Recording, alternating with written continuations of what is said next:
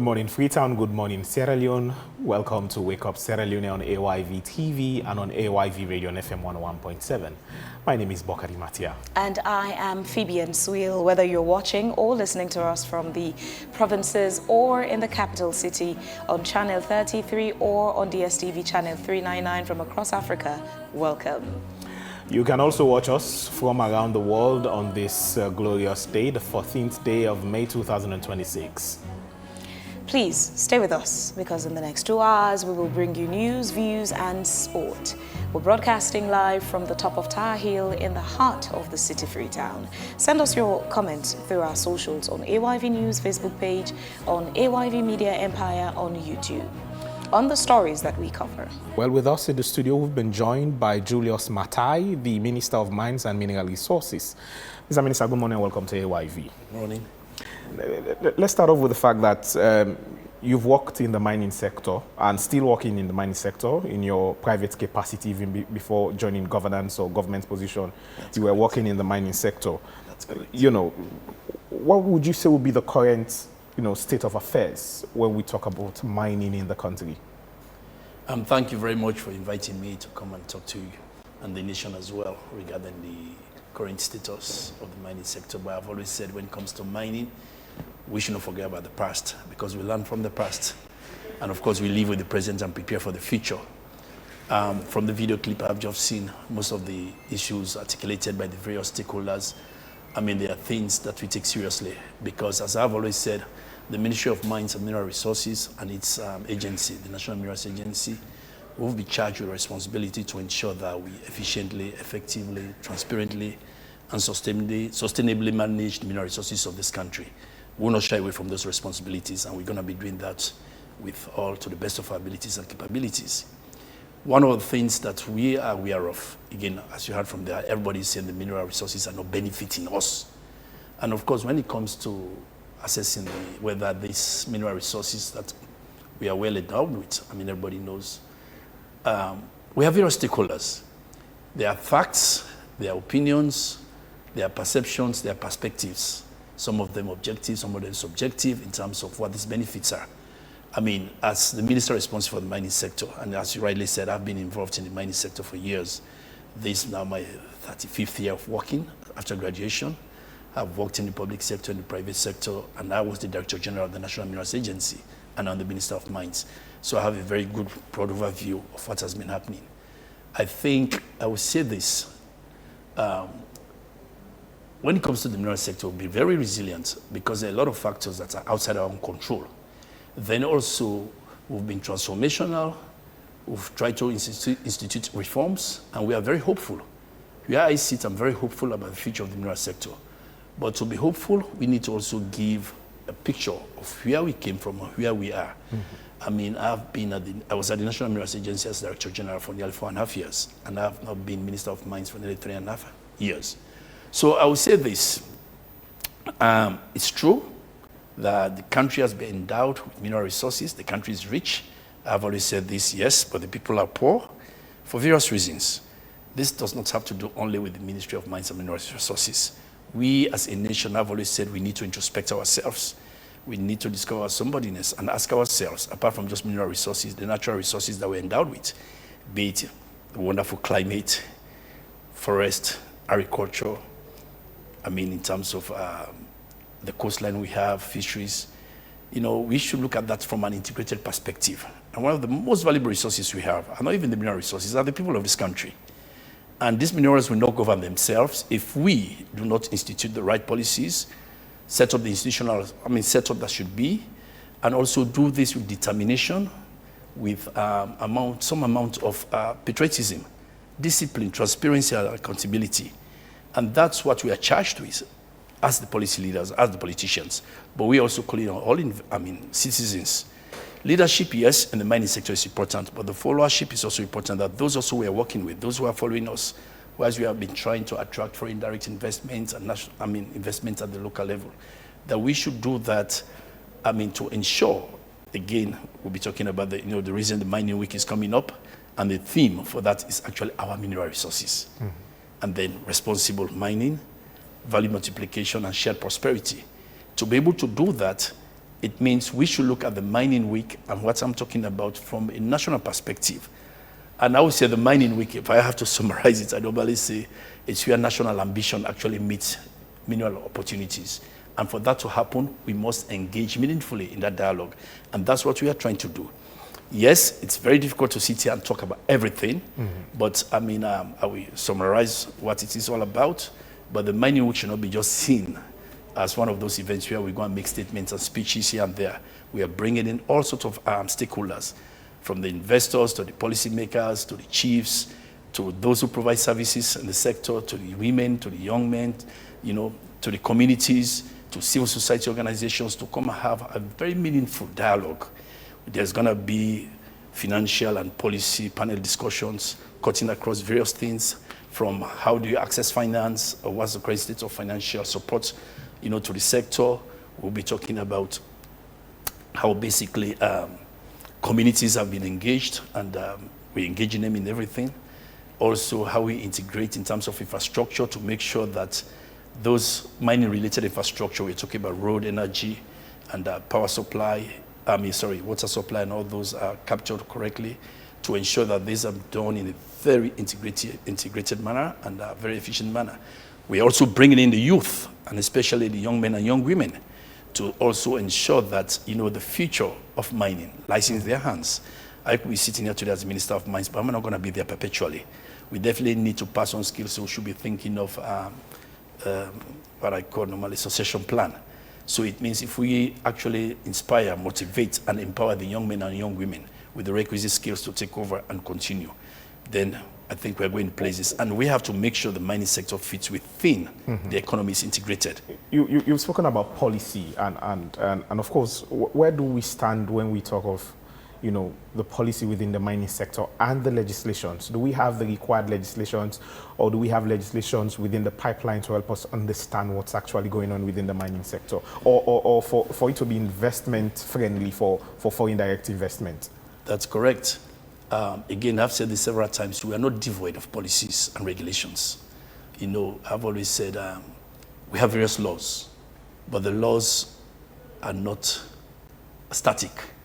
As we gain knowledge in terms of what is happening in the, what I call the geoscientific space, and also in terms of competition, the market, and what's happening in the jurisdiction, you know, the sub-region, West Africa, African continent, and the global geopolitics, we have to evolve. Over the years, I mean, for those who are familiar, since 2009, we had the Mines and Minerals Act. We used that for a long period of time, for nearly 14 years, before in 2023, you know, His Excellency, under his leadership, we took a complete overview of the mining laws that we had, and we enacted the Mines and Minerals Development Act, which is now the prevailing act, together with the regulations. We are doing that not only from the national perspective, we also have to be very mindful of what's happening in the sub-region. We are members of the ECOWAS. The president is currently the chairman of the Authority of Council of Heads of States of ECOWAS. At the ECOWAS region, I mean, we have also, as a country, we are signatories to treaties, protocols, and various conventions. At the ECOWAS level, we are very much aware of the ECOWAS directive on the harmonization of policies and guiding principles in the mining sector, the ECOWAS mineral development policy on the African continent, the African mining vision, the African green mineral strategy. We try to domesticate all of those. And I think where I sit, I think Sierra Leone, we have a very good legislative and regulatory framework. What has been the challenge is the implementation, to ensure that those intentions are actually translated into actions, and not only in actions, but something that will benefit our people, to see the change in their lives, to change in the sense that the mineral resources, which we are always proud of that we're endowed with, they must work for the people. Those raw resources must be converted to social and economic capital that will allow us to undertake broad-based social development. And that must underlie our infrastructural development, also job opportunities, value addition, I mean, what I also call the dignity and pride of Sierra Leoneans. So we are not devoid of that. And again, we are not doing this in isolation. Mining is very capital intensive, energy intensive. It has a whole lot of environmental issues attached to it. It's for that reason we have to ensure that the current prevailing standards around the globe, everybody talks about ESG, that's environmental social governance, that we work with our sister ministries, departments, and agencies like the Environment Protection Agency. We work with National Water Resource Management Agency, the National Revenue Authority. We have to work with local content. We do this in a more integrative way. So I think coordination, collaboration, and cooperation over these areas are extremely important. Now, as I mentioned earlier, the challenge is the implementation. It means you must have the human resources to be able to do that. You must also have the financial resources and the technical resources. I'll make this clear. Most of the mining companies, especially the large-scale mining companies, when they come to this country, they have access to one of the best lawyers you can think of, consultants across every facet of mining, from exploration to extraction to processing and manufacturing, including other related or pertinent activities. Yes, we as regulators, we as the policy formulators, if we do not have the same human resource, it means there's an imbalance. We are unevenly yoked. So we need to pay attention to that. That's what we've been doing. And at the Ministry of Mines and Mineral Resources and the NMA, we've spent a lot of time developing that human resource capital in alignment with the President's own agenda of the 5 big game changers. The other thing is finances. For so long, you know, the extractive sector relies on development partners to put in money or foreign direct investors. And we've been accused severally that why, as a country, we cannot invest. Why can't we have our own state-owned mining companies? Why can't we undertake beneficiation? You know, why do we export iron ore when we can produce steel here? Why do we export lithium ore when we can do electric vehicles here? It's easier said than done. But you see, most of our fiscal and monetary regimes are sometimes outside our control. Yesterday, I had a conversation with somebody. I was telling him since 2018 to 2024, I mean, I want to include 2025 because we still have to verify some figures. Total mineral of export from this country is nearly 4 billion. And what actually went through the treasury is just about 5%. 5% of 4 billion is roughly, that's about 200 million. And people ask, is that all? And I said, no, that's not all.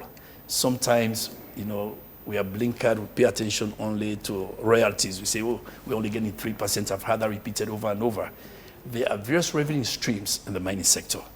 And I think if we do that in a more efficient and effective way, we have the policies to ensure we do that, it will work. So there are tax revenues and non-tax revenues.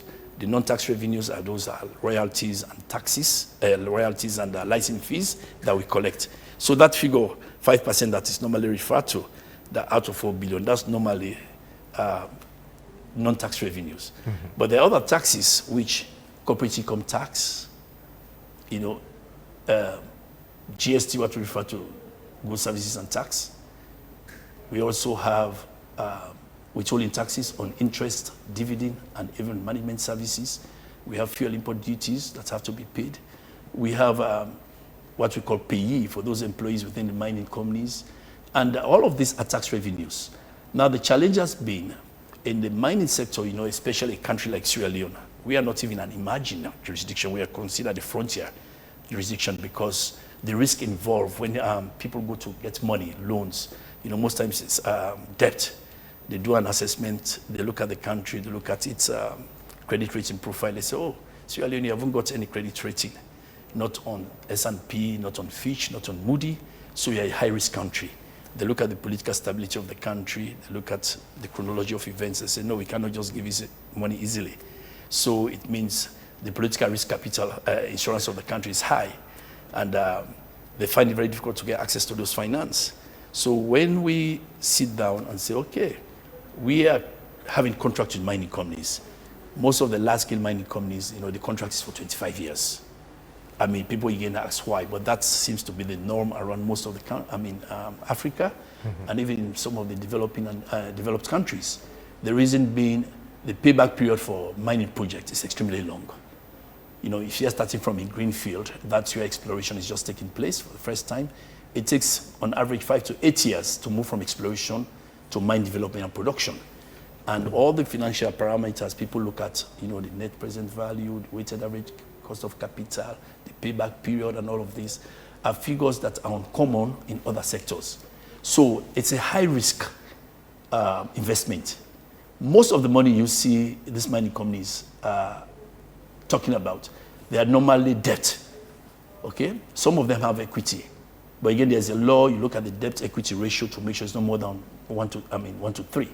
So they come in, for us to be able to attract them, you mentioned to make our country, investment friendly, we have to de-risk as a government. So those are the things that we do. We have to ensure that our policies and regulations we have are stable, they are predictable, they don't just wake up and change every day, and we've done that over the years. So in terms of the stability and predictability for our governance space, that's well done. We have peace and stability in this country. Now, when investors come, we have the mineral resources to talk about. The issue, which I saw in the video, everybody's talking about, we are not benefiting. You are not benefiting, and yes. I keep saying this, before you benefit, if you take this as a spectrum, at one end, you have the benefits, potential and realized. At one end, you have the mineral resources. But in between, there's a lot that takes place. We normally say you have to move from that mining, you have to have the manpower, and mobilize them. When I talk about the manpower, we're talking about financial, technical, and human.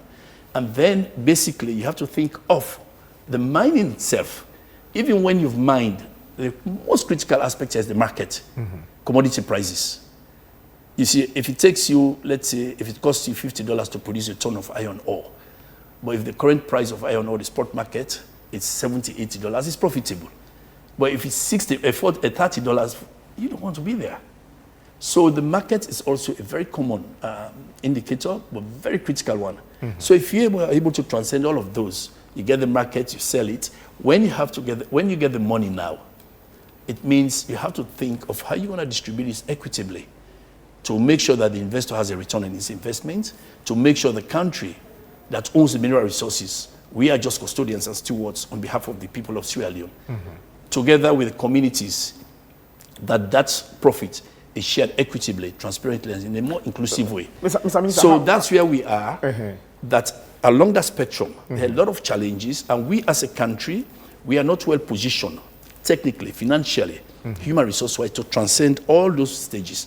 But that's why we are here, to ensure that we, as the Ministry of Mines, together with other MDs as a government, that we build our capacity, our capabilities and competencies to be able to do that so our communities benefit. So the ordinary man, when you mention that in 2025, we hit a figure of more than $1 billion. That's correct. In exports. To the ordinary man, it will mean $1 billion in the coffers of government. Will that be the case? No, that's not the case. Those figures you see there are 1.5 billion. That's total export. Each mining company, after they produced, they export. Then what we call bulk minerals. So like iron ore, bauxite and rutile, heavy mineral sands, those ones, the royalty you pay is 3%. That's not tax, it's just royalty because you are using our mineral resources and you're exporting them, okay? Each large-scale mining company that comes to this country, when we give you a license, you pay $1 million every year for holding that license. And of course, they pay other fees, to the EPA, to the local content and the others. That, again, is a revenue stream, all right? Now, the mining companies themselves, they have what they call CapEx, capital expenditure, because they are not just building a mine in a vacuum. They take money, implants, machinery and equipment, and all this associated license. Then they have operational cost. Say, for example, Kingo. They have over 8,000 employees. Recently when we've seen them establish another 10 million tons per annum, processing plant. They had to bring in an extra partner to help them. We've seen currently they've installed nearly 200 megawatts of power supply, because they are not connected to the national grid. It's costing them. And to run those generators, they have to import fuel. We've seen the fuel price has increased nearly 60% over the last 3 years. They have to import the pay duties on those. So those are all operational costs that go into their operations. So when they finish exporting those, they also have to deduct all their expenses. They have to pay taxes. If you look at their financial statements, you have normally what we call, earnings before interest, tax, depreciation and amortization, before they get to their profit, their net profit. So the amount they pay to the government, we are talking about non-taxes, license fees, royalties are the taxes which I just mentioned earlier, corporate income tax, which is now 30%, withholding tax on interest, dividend, and management services, and all of this. So they subtract those. So some of them might not be running profitably. But as a government, we also have to ensure there's some fiscal stabilization in the agreement. We give them concessions as well. Again, so the 1.3 you see there is just the total export. The amount that comes to the government, taxes and non-taxes, will be in what percentile? In 2025, it came to roughly $56 million. Okay. Yeah, that's non-taxes. Okay.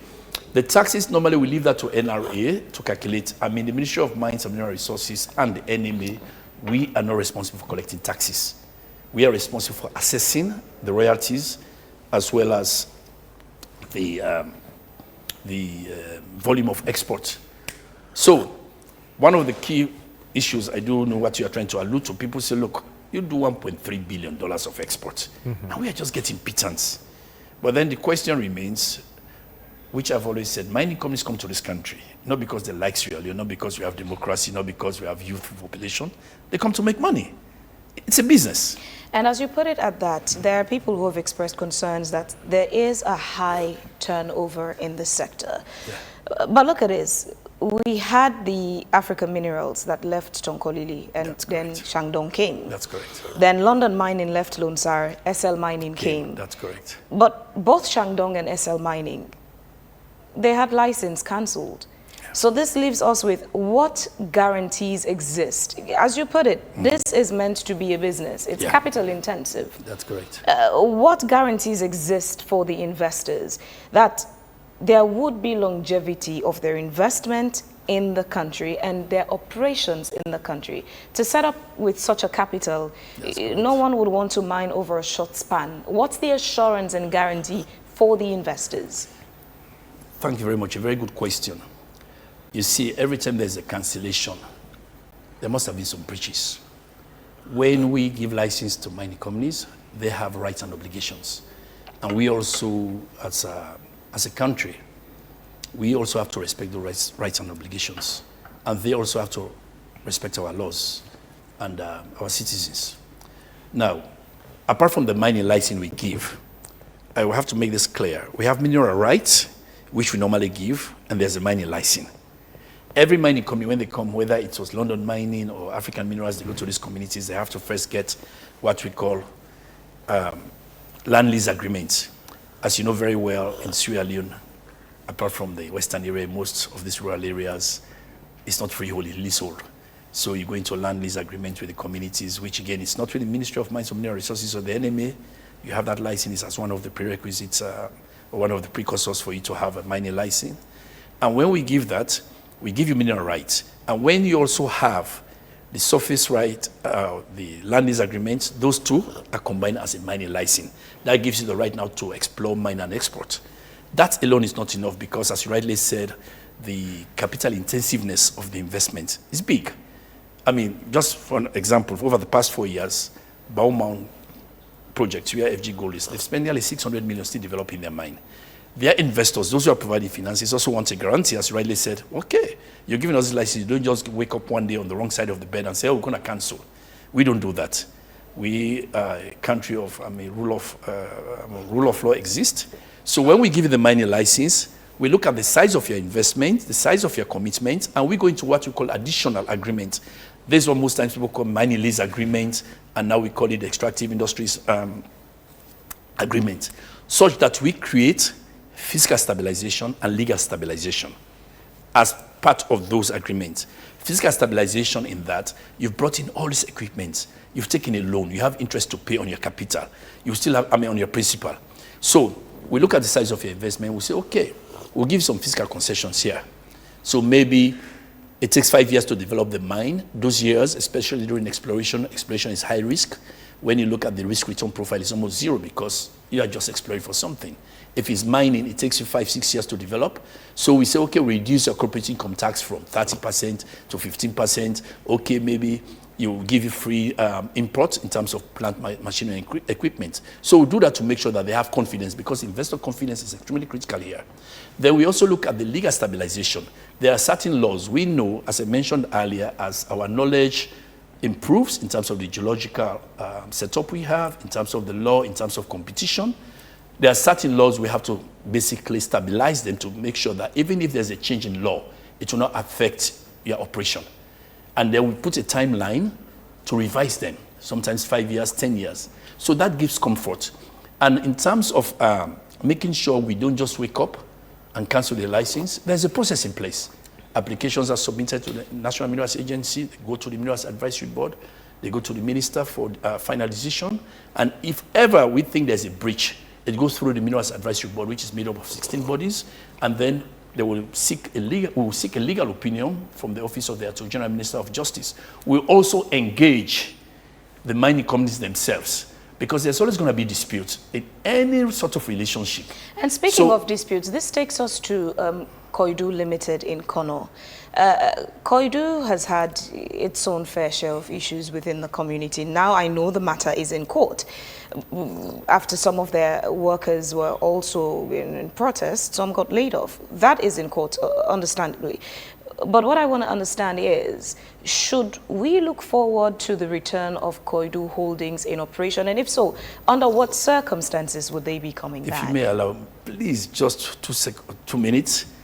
The previous, you mentioned African Minerals London Mining. I'll create the link and come to Koidu. Because there are many issues we need to touch on, no, so we really need to summarize as we go along them. For people also to understand, the issue with African Minerals, the government didn't cancel African Minerals per se. African Minerals came in around 2008, 2009. They started exporting around 2010, 2011. They had a partnership, yes, with Shandong Iron and Steel Group. When they had their problem during the Ebola crisis, they closed down around November, December 2014. Their shareholder, their partners, which was Shandong Iron and Steel Company, took over. Shandong started operating in mid-2015. They operated and went into voluntary suspension of their operation, which was in November 2017. And it's their right for 2 years because of commercial reasons. They were no longer producing. They were laying off people. When we came into power, 2018, July, we gave them time to engage. It was only in 2019, July, we terminated because there was no prospect of them coming back. In fact, they were trying to liquidate and sell their assets in a very clandestine way. That was the reason. With London Mining, again, it's the same thing. London Mining was producing. They went into voluntary suspension of their operation in March 2015. Frank Timis took over. They had about 1.6 million tons of iron ore there, shipped it for about $46 million, then closed shop and left. Left secured creditors, and again left even with a $6 million tax burden with the government. SL Mining took over. SL Mining were just off-takers. They took over whatever arrangement was between them and London Mining. They were there for some time. They started also shipment in 2019. They were not doing things accordingly. So that's why, again, we engaged them in good faith, and when that was not happening, we ended up in arbitration. So in those two cases, it's not just wake up to cancel. The government's hands were tied, and these are mineral resources, which we are custodians on behalf of the people. If we realize nothing is really going on, we have to come back and take action. Now with Koidu, it's the same thing. Here it is. Koidu's own debacle is purely for a different reason. It was an employer-employee relationship that went bad, and their social capital was undermined by not resolving the issues amongst them. It was a labor issue, not a technical mining issue per se. We are the regulators in the mining sector. So they had this issue, which was the Ministry of Employment, Labor and Social Security, and then, of course, different stakeholders got involved. We tried as much as possible to ensure that they engage, because whatever happens in other sister MDAs will have ramifications on the mining sector. We know that.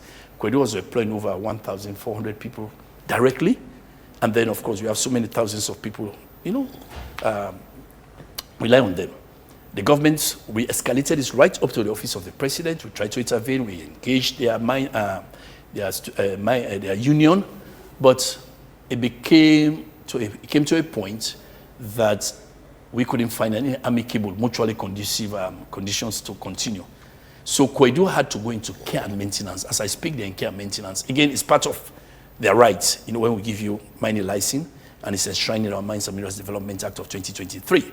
So as I speak, they're in care and maintenance.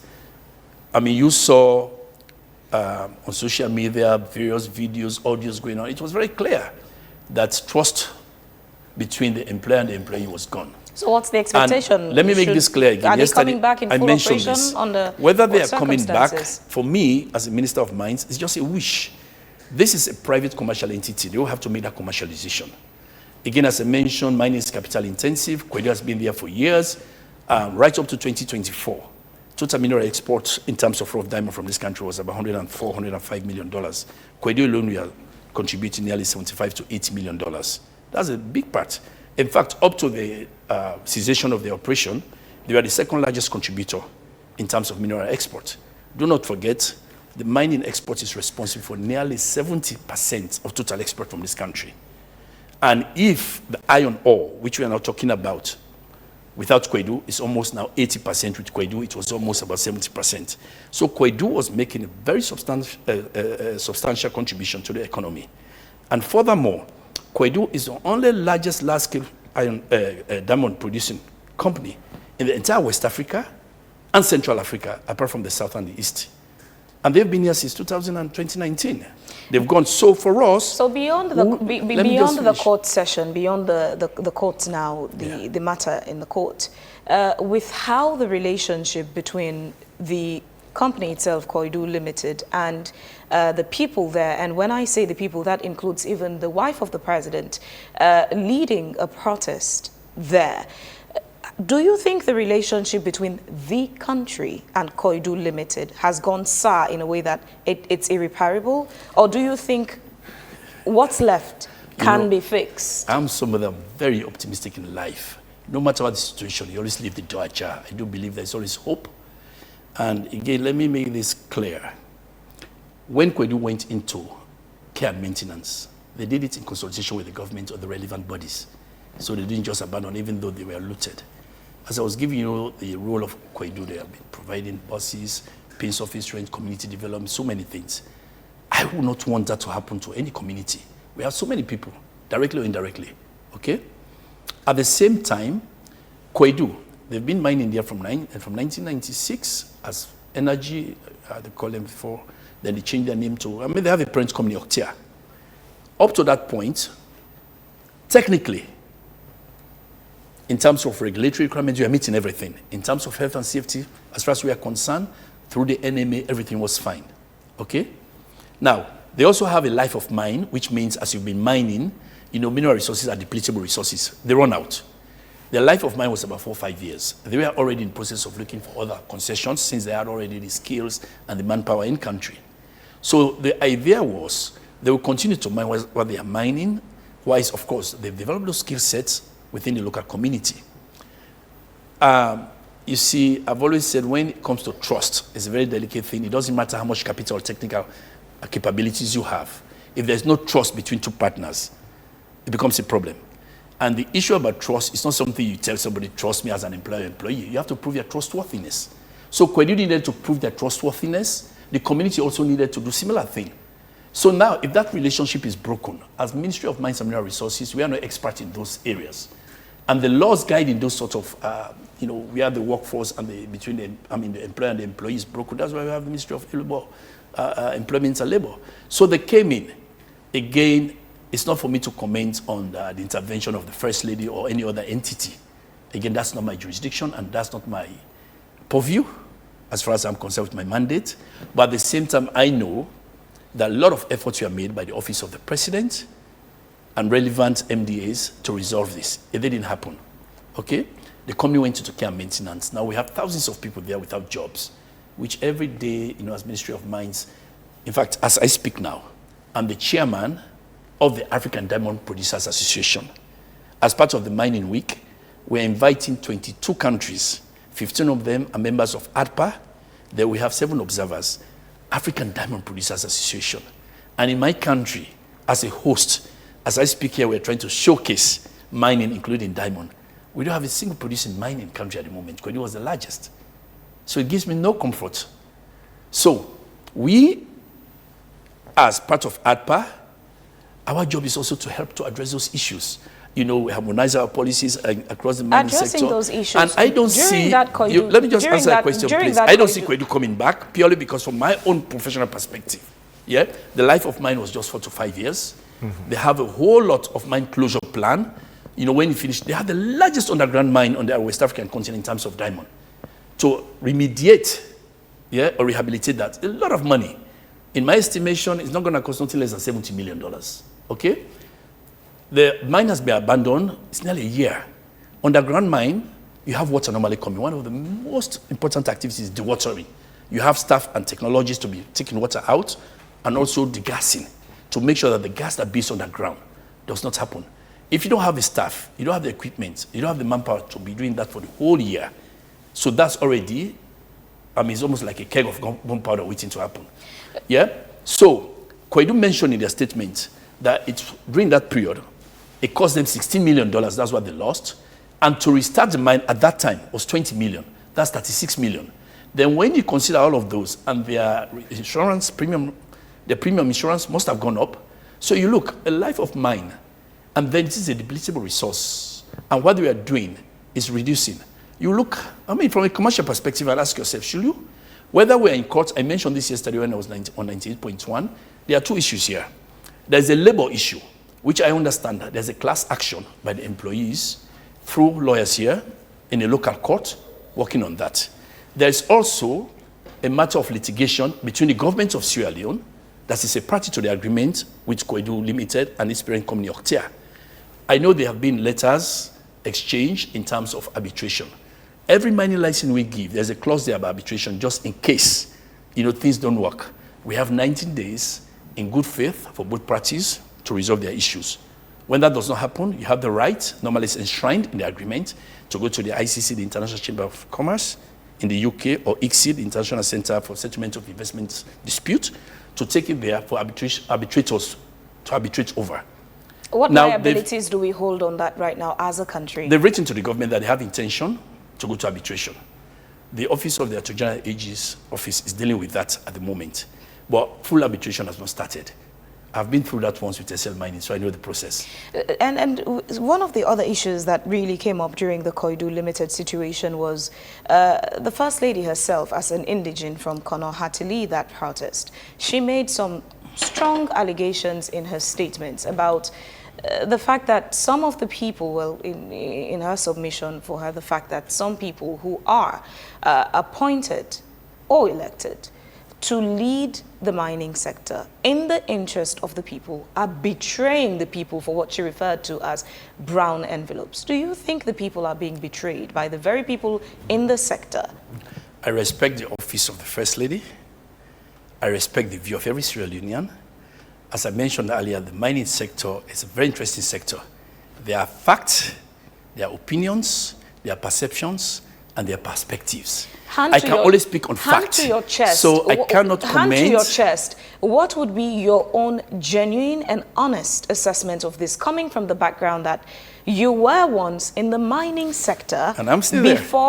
You were once in the mining sector as not a regulator, before now coming into governance from NMA to now sitting as the minister. Yeah. So you hold vast experience from those three hats that you've put on. Hand to your chest. What's your honest assessment of the people regulating the mining sector and the gap between what the people who work in the sector and who live in these areas can benefit from our mineral resources? You see, as I mentioned, the mining sector, it's one of those critical areas that interfaces with so many, the environment, social issues, financial issues. My genuine, as you said, I've always been genuine in everything I've been saying, and I'll continue to do that. But I can tell you, because as I mentioned to you, there are facts, okay? Which everybody knows. These are normally things on papers. It's not about being subjective or objective. There are opinions.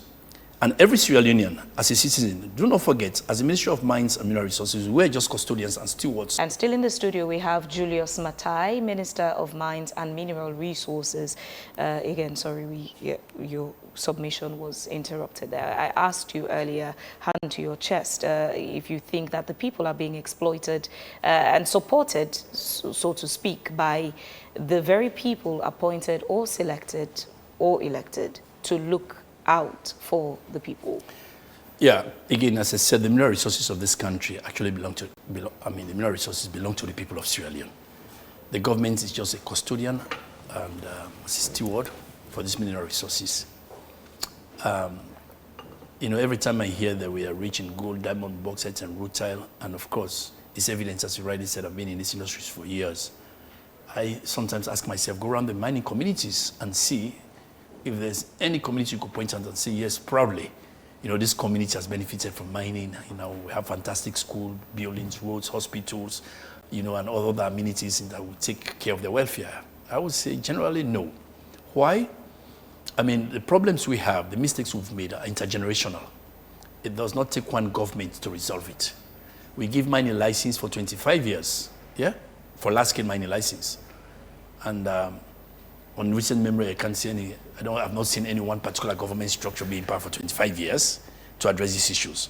So it means we have to cut across various policy governance structures. There should be continuity in the formulation of the policies, their implementations and regulations. And it's done not only by government, because we are also all people, as citizens of Sierra Leone, the mineral resources belong to us. So it means the leadership, earlier alluded to that, the followership, which means those in those communities that are most times disproportionately affected by the mining operations. We should collectively work together, but we are the helm of it. It's for that reason, every mining agreement we sign, yeah, they are supposed, before you even undertake any operation, you undertake environmental social management, environmental social impact assessment. And in that study, as part of the deliverable, you have environmental social management plan, and you have community development action plan. Beyond that, when mining companies come to invest in those areas, as I mentioned earlier, they sign land lease agreement, surface lease agreement for any disturbances to those, and we have community development agreement from which normally the CDF, Community Development Fund, emanates. This is to ensure that those communities that are affected directly or indirectly by mining activities, some of the revenue generated by these mining companies are poured back into those communities.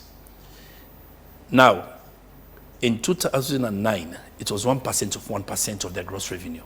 In 2023, His Excellency President Julius Bio was very passionate about this. That was changed to 1% of their gross revenue from previous year. You saw recently went to Maram at Tonkolili in Ferengbaya, where we distributed a check of nearly 99 billion. Now that's almost about $4.3 million. The year, before that it was something like 62 billion.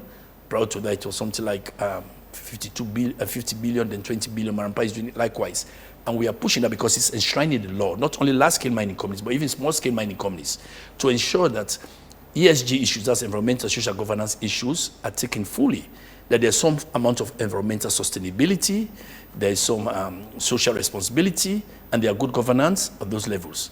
So those monies should be plowed back into the community to empower the community to undertake needs assessment and meet those developmental challenges that they have in those local communities, whether it's about education, about water, about health, and all of those. It's not enough. The reason I said it's only in 2009 we came in with the idea of community development agreement, and that has been polished and refined in 2023. But the relics and from mining, as you saw in the clip, it was mentioned from 1930. Some of them are still there. Some of the communities are still, affected. So we are working with the local authorities. We are working with the Ministry of Local Government and Community Affairs. We are working with the Ministry of Planning and Economic Development, the EPA and the others, to ensure that we have meaningful stakeholder engagement in these communities. Again, before any mining community, any mining company goes into these communities, they have to undertake what we normally call public disclosure and consultation to ensure that all the stakeholders in those communities come in, articulate their concerns, to ensure that what has been happening in their communities and what is happening now and what is likely to happen in the future, how the mining company is going to address those. And we enshrine that in part of the agreements that we have to make sure that they take care of all of those. Now, the question is always, are those proceeds distributed equitably, transparently, in a way that every Sierra Leonean... Yes, I would say sometimes. The reason being, some of the distribution has to happen at local authority level. Speaking of local, Mattai, yes, do you think it would be a good idea for Sierra Leone to revert to the good old days where the country was running its own mineral sector? We're still running the mineral sector. What do you mean probably for government to have its own state-owned mining company, like we have with NDMC? Is that what you mean? So remember the days we had the National Diamond Mining That's what I'm Company. saying, NDMC. Do you think Sierra Leone needs to go back to those days? And you stated that you do not see Koidu Holdings coming back. Can we take that? Let's just stay on this. Can we go back to those good old days? You know, again, whether they are good is subjective, because if they are good, those benefits should still be here, should be sustainable, people should be. But if you go to Kono, everybody talks about Yangema, Tongo, Haveria. It's nothing to write home about. So for me, any benefit that is not sustainable, that cannot transcend one generation, honestly has a question mark. So I would say, okay, there are structures. Severally, we've been asked, why can't we run our own mining companies? Why can't we own them? So the clarification is that we are still regulating our sector, but to be a commercial investor in the sector is a different ballgame. As I mentioned earlier, mining is very capital intensive. The payback period is long, yeah? But we own the mineral resources. For you to undertake all those capital expenditure I was talking about and, operational expenditure and all the studies, it involves money.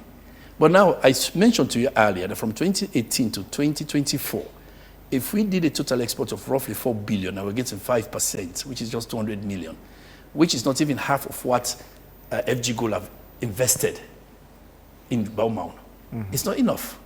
But nonetheless, in 2023, we set up the Sierra Leone Mines and Minerals Development Management Corporation, purely for this reason, to be able to, one, carry government's commercial interest in the sector, two, to be allocated assets, mineral assets, be it for exploration or for mine development, so that they can form partnership and joint ventures with various various investors to own a state mining company.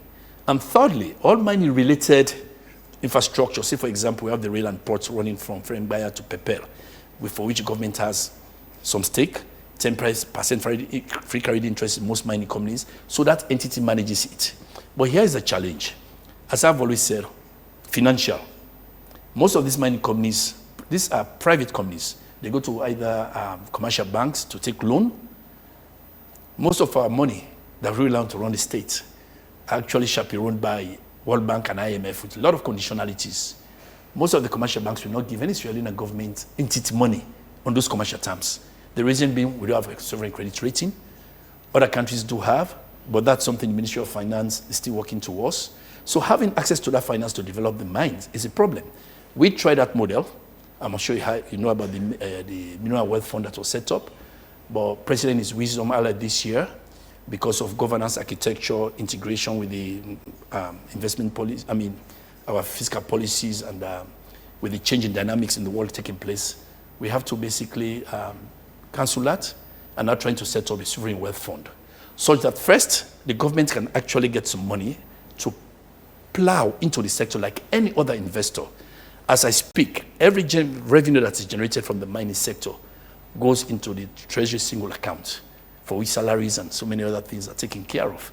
Even though the Public Finance Management Act makes the provision for that, for us to ring-fence revenues from the extractive sector, not only from solid minerals, but petroleum as well. So that goes into an escrow account. And then we have the Transformational Development Stabilization Fund to be used for developmental projects, and then also to use that to invest. That's one, how you have access to finance. Secondly, you also need the human resources. Anybody who goes to a mining company, you realize there are legal people, there are financial people, there are technical people, there are geoscientists, you have administrators. You need that. The Sierra Leone Mines and Minerals Development Corporation has just been set up for a few years. Kudos to the entire executive there. They're still looking for partnerships to put this together. So the idea that we'll go back to the days of NDMC is still in the pipeline.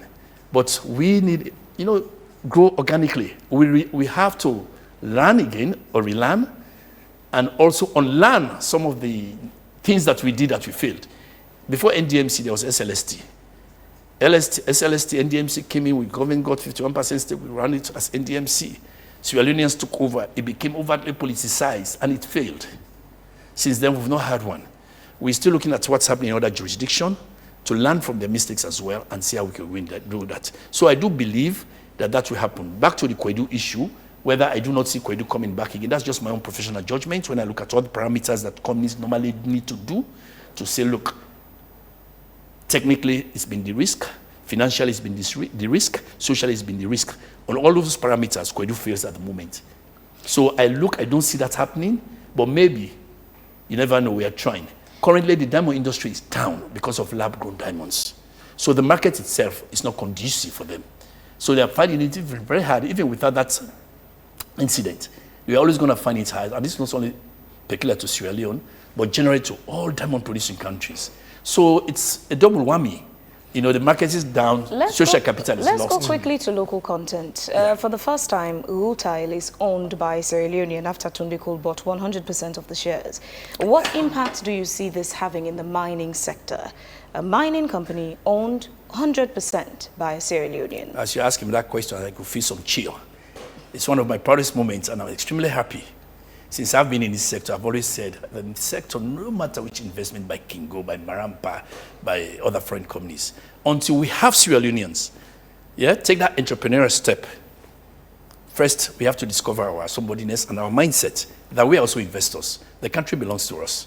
So to have Sierra Leoneans stepping up, coming into the mining sector, especially displacing Iluka, which is a massive Australian company, it's one of my most proudest moments. I mean, kudos to Tunde Cole and his directors that they took that bold step.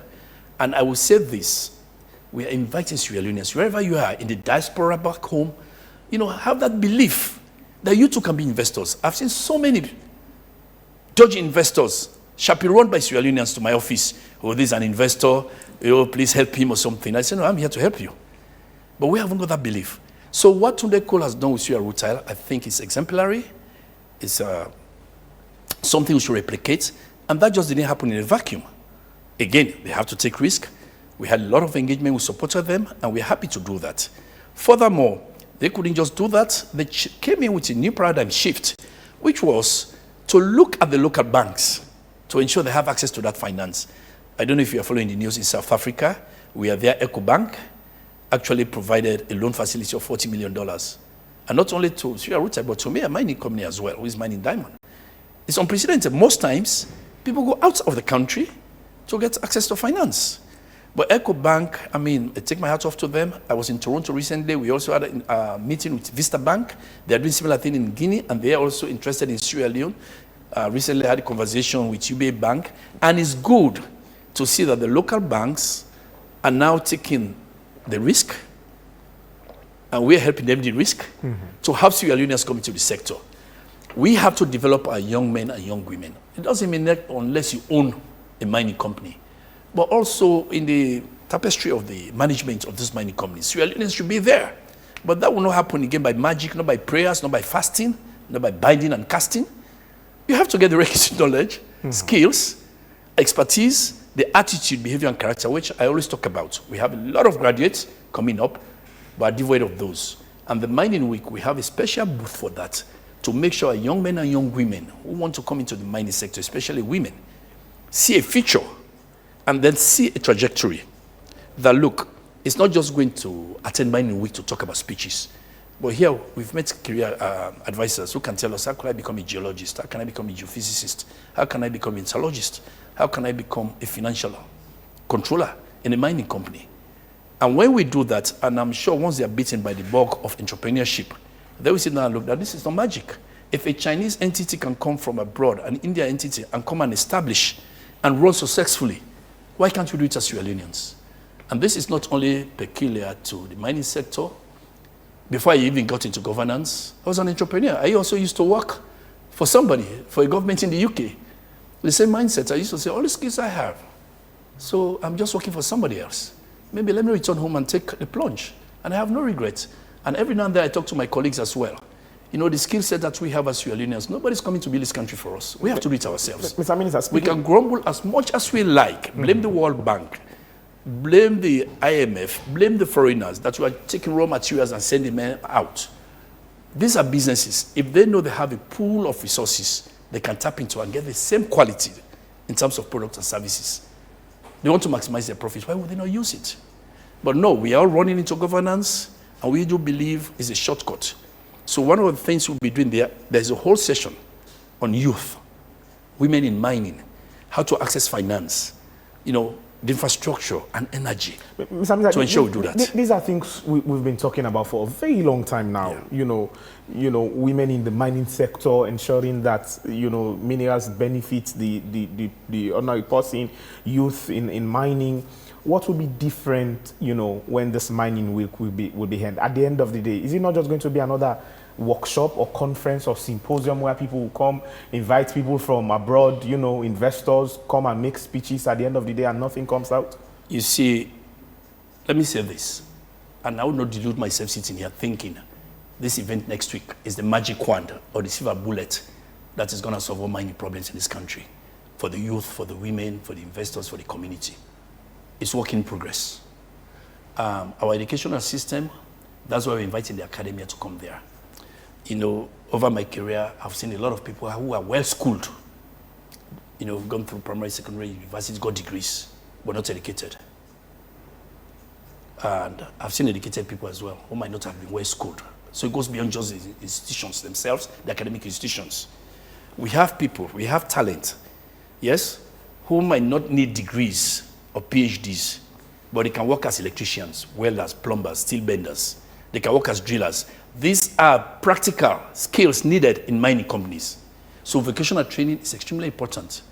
Now, you just mentioned, okay, maybe this is just one of those. As I mentioned earlier, this mining week I see it as national ambition, meeting mining potential and prospect. So it means we have to own it not just as an event, but see it as a national pride. I'm the chairman of the African Diamond Producers Association. We are having several, currently over 14 confirmed from countries. It means they have confidence in Sierra Leone. It means Sierra Leone is also now playing its role in leadership in terms of mineral resources. We have critical minerals discussion going on. We have a whole panel on that. So for me, for that to happen, we have already started this long ago from the NMA, and that's happening at the ministry. We are bringing in young men and young women from the university doing internship at the NMA. They will take them to the mining companies. Recently, when we went back to Ferengbaya, the young lady engineer at Leone Rock was the one giving presentation to His Excellency. After that, we had a conversation about that. A very proud moment. So this thing starts from the formative years. Yeah, not only at a mining booth during mining week. And we have a lot of work to do, and we are doing that. That's why we said we are working with academia, we have to work with vocational institutions, we also have to work with sister MDAs. When we develop that pool of young men and young women, well energized, motivated, yeah, inspired, and empowered, I think we'll now be on that stage. Some of them will not just be technicians, but also become entrepreneurial. Is the mining week open to all? Or only those in the mining sector? No, the mining week is free. You have to register. It's for investors, it's for service providers from the public and private sector, it's for the communities, the chiefs, the school children, everybody. You have to register. And I will appeal to everybody, do so soon, because we are running out of space to accommodate everybody. There's also going to be exhibition. All major mining companies are going to be there. Service providers from the banks, most of the banks are going to be there. We have also those who provide services, consulting firms. We have academia. We have those who basically are just interested in the mining sector. Women, women, we're pushing that. We have a whole session, women in mining. Because for me, inclusiveness in the mining sector, we have to be very inclusive, to cut across everything. From extraction, from exploration to extraction to manufacturing. So it's open to everybody. And it's not only plenary sessions we're going to have there. There are going to be exhibitions. There are going to be, even the NMA and the ministry will have booths, the various directorates, to showcase what they have and how you can enter the sector. Of course, all work and no play makes Jack a dull boy. We have cocktails sponsored by most of the major sponsors. Bravura, we have a cocktail on Wednesday by Leone Rock, Thursday by EcoBank, Friday by Bravura, and then we cap all of that with an outdoor concert, because this is a national movement, national pride, bringing in technical policy expertise with people of Sierra Leone. So we have an indoor concert at Chapter 1 nightclub to ensure that all the hard work we've done, that there's something to rejoice about. This is a national movement. And when we have all these ministers from various African countries, for the ADPA, we are talking about, the ADPA members, Guinea, Sierra Leone, Liberia, Ghana, Cote d'Ivoire, Togo, Cameroon, Central African Republic, Namibia, Angola, Zambia, South Africa, Tanzania, Zimbabwe, and then the observers. You know, we have Algeria, we have Gabon, we have Russia, we have Mauritania, and then, of course, Mozambique, which is also an observer in India. When you have those, it shows that people have confidence in our leadership, the leadership of His Excellency the President, who is also ECOWAS chairman. We saw just a few weeks ago, we had the West African Integration and Investment Summit attended again by so many people. Some of them are going to be here. So we have to be very hopeful as Sierra Leoneans. I've always said our biggest achievement in the mining sector is still ahead of us. We are laying the foundation. Mistakes that we've committed are generational. The solution is also going to be generational. It cannot be solved by one minister or by one ministry, but all of us here, you know, I've always said the mindset is extremely important.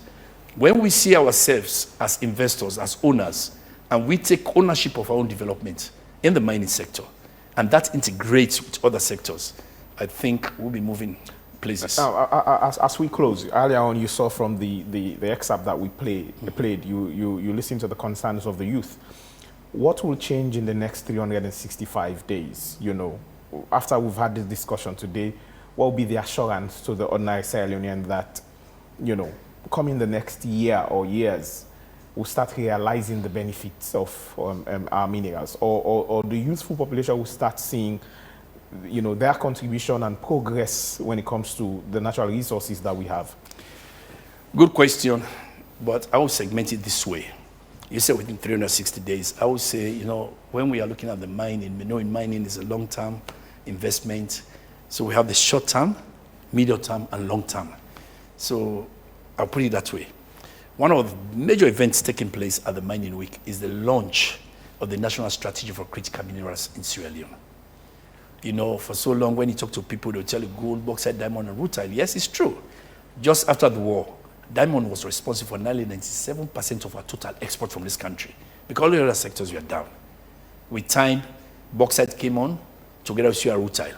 By 2018, Sierra rutile was the major contributor, rutile, to the mineral export from this country. Why? Because by then, African minerals and London mining have closed. But by 2011, 12, 13, prior to Ebola, iron ore was the largest exporter. At one point, it was contributing to 25% of our GDP. And everybody was saying, wow, this is great. But when Ebola came, the double whammy of Ebola and you know, the commodity prices, they shut down. So by the time my government got into power 2018, there was not a single iron ore export from this country, not 2020, not 2019, we started in 2021. As I speak now, iron ore is responsible for nearly 70 to 80%. So these changes are always going to happen. Next year, 2027, when Bauman Gold Project by FG Gold and the one in Kumahun by Gold Lion come into production, we'll be exporting roughly 11 tons of gold from this country. Just those two at the current price, we'll be talking about 1.6, 1.7 billion total export. So now, the critical minerals, for so long we've made mistakes. You know, somebody mentioned here, from 1930 we are mining iron ore at Lunsa right up to 1975. Diamond, you just mentioned NDMC, we are the results. You know, Mokanji, bauxite, we are the results. So we've learned from all those mistakes. So we've come up with a strategy. And these are basically the minerals. Now everybody, you know, they have different nomenclature. Critical minerals, energy minerals, here and there. We've come up with a strategy to ensure that the mistakes from the past and the demand by the world in terms of energy, electric vehicles, technology, that we learn from those mistakes and now craft a strategy.